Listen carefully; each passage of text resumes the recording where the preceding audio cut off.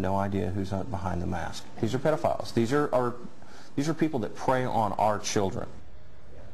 Child predators, plain dress up. Police say parents need to know that they are out there. A registered sex offender was spotted dressed as a Japanese cartoon character called Pedobear. That happened in San Diego at a comics conference at an event that attracts plenty of families, and Tulsa police say this is a reminder to parents to watch your kids closely. Fox 23's Abby Alford is reporting live with more information on this. Abby? Luckily, in just a couple of weeks, the Tulsa State Fair will kick off, attracting thousands of children, possibly some child predators who could be dressed up as this cute and cuddly bear. Tulsa police say they will be looking for them, and parents should too.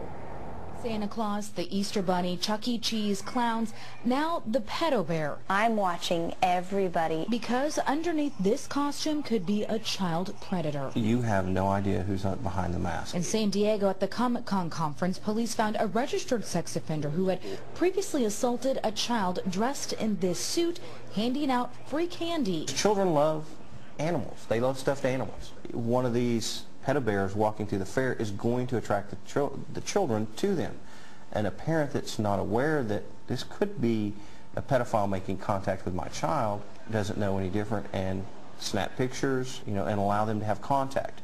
And that simple contact could be all that pedophile needs to fulfill his fantasy for the day. This pedobear is the latest meme or internet trend that has gone viral, one that pokes fun of child predators. Some are claiming it's an internet hoax. Well, it's not an internet hoax because someone has taken it one step further. But it's not just an image on your computer screen. It can be a predator dressed up and looking for his next victim. These are pedophiles. These are people that prey on our children. As in the case in San Diego, they may use candy to lure children closer, close enough to hug and touch your child. They're getting stimulated by that one touch.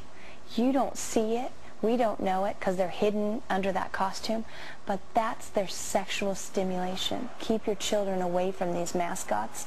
Keep your children away from anybody dressed up, coming up to embrace your child. Know who your child's around, know what they're doing. Police say these pedophiles may have adopted this pedobear as a mascot of sorts. Later tonight on Fox 23 News at 9, we'll take a look at the symbols that pedophiles may use to connect with other pedophiles and what police say you should report if you see it. Reporting live in Midtown Tulsa, I'm Abby Alford, Fox 23 News. Abby, thank you. And among the groups police are monitoring right now is the North American Man-Boy Love Association. The group's mission is to end age of consent laws.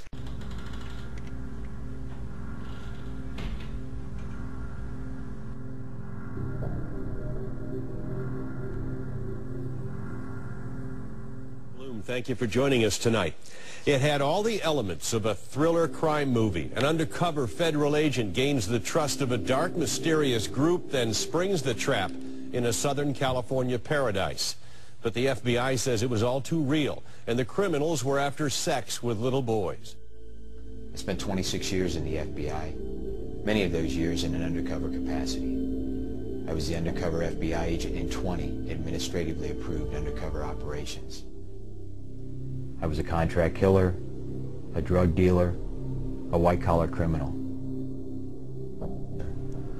I spent 3 years infiltrating NAMBLA, the North American Man-Boy Love Association. NAMBLA was my most difficult case. Psychologically, it was gut-wrenching to listen to men talk about their justification on why it was proper to have sex with boys. If we meet and try to keep a connection, I think that's really, right now, where it's at. It's not a cool time for us to be out and vocal about this.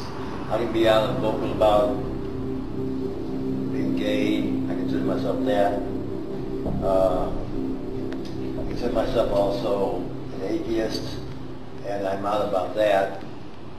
And but those things are different. And you go around saying you like to run your hand through a boy's hair or kiss him or do other things like that, it doesn't get the same reaction. We met in a nondescript rehearsal hall, hardly the type of place where an organization as vaunted as NAMBLA claimed to be deserved to be meeting. To begin the conference, we went around the room and everyone introduced themselves. My name is David. My name is Sam, or Samuel, Lindblad. I'm from Albuquerque, New Mexico, and a year and a few months out of prison.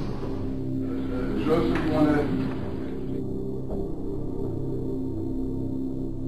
No one talked about abolishing age of consent laws. They came together to network with like-minded individuals. They came together to learn where they could go to have sex with little boys. I'm Todd, divorced dentist from Dallas. I'm Steve, I'm from Pittsburgh. When I first found out about this organization, the Boy Scouts, I'd heard about NAMBLA maybe over 20 years ago, really. Over the years, I've been a member of the New York chapter, the Los Angeles chapter, and the San Francisco chapter. During my 3-year infiltration of NAMBLA, I corresponded with about 165 members of the organization, all of whom were in prison. Some I sent Christmas cards, some I corresponded as a pen pal. I have been active in the Christmas card, the pen pal program. And their letters were graphic. Many described in rich detail what they did to little boys. This organization was hiding behind the First Amendment. A.W. Tozer said that the only book that should ever be written is one that is forced out by inward pressure. I spent 3 years infiltrating NAMBLA, the North American Man-Boy Love Association. After that investigation, that was the book that was forced out of me. I wanted to alert the world to this organization that preys upon our sons. Always, if you suspect someone is having inappropriate contact with a child, report it so police can check it out.